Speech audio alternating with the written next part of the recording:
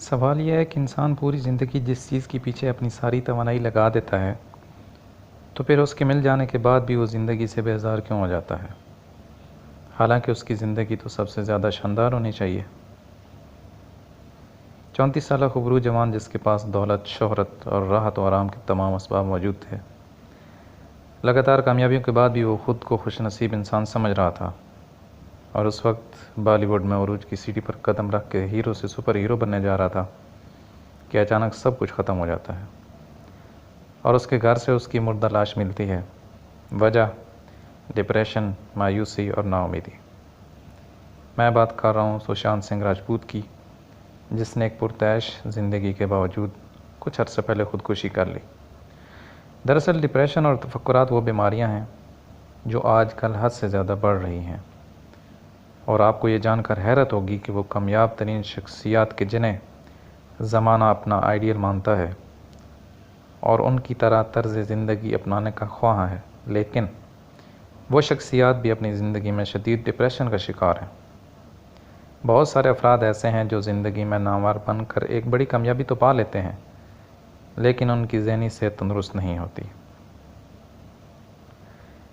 دراصل اس کے بارے بہت سے عوامل ہیں۔ ایک وجہ یہ ہے کہ ایسے افراد کو کوئی گائیڈ کرنے والا نہیں ہوتا۔ اس کی دوسری وجہ مادیت پسندی میں رہتے رہتے ان کا اللہ پر ایمان اور بھروسہ ختم ہو جاتا ہے۔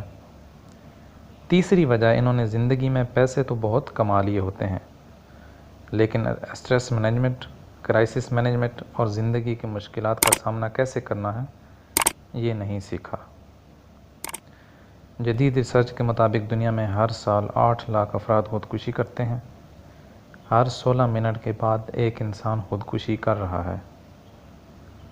17 سے 34 سال کے درمیان والے لوگوں میں مرنے کی وجوہات میں دوسری بڑی وجہ خودکشی ہے۔ خودکشی کی 3 بنیادی وجوہات ہیں۔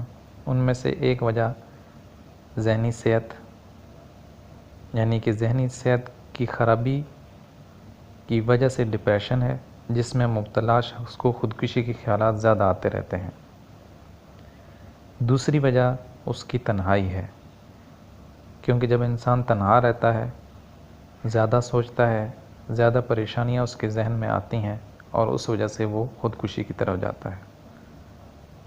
اور تیسری بڑی وجہ، کوئی اسے مشکلات سے نکالنے والا نہیں ہوتا اور اسے سیدھی راہ نہیں دکھانے والا ہوتا، جس وجہ سے وہ غلط راستے کا چناؤ کرتا ہے۔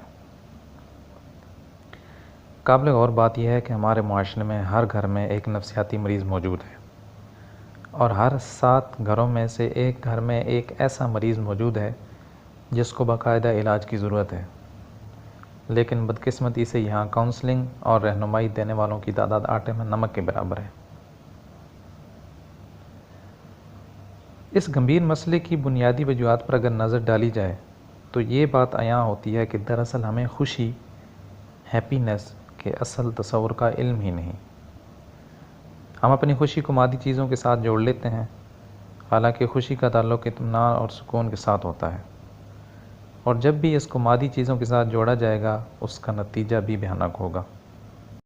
لہٰذا ضرورت اس بات کی ہے کہ ہم سب اپنے اندر نعمتوں کی فراوانی کا احساس کرتے ہوئے ہر لمحہ اپنے رب کے شکر گزار رہیں، اور زندگی جہاں ہے جیسی ہے اس کو انجوائے کرنا شروع کر دیں، تو یقیناً ان تمام خطرناک بیماریوں سے بچ سکتے ہیں جو انسان کو موت کی دہلیز تک پہنچا دیتی ہیں۔ اللہ تعالی ہم سب کا حامی و ناصر ہو۔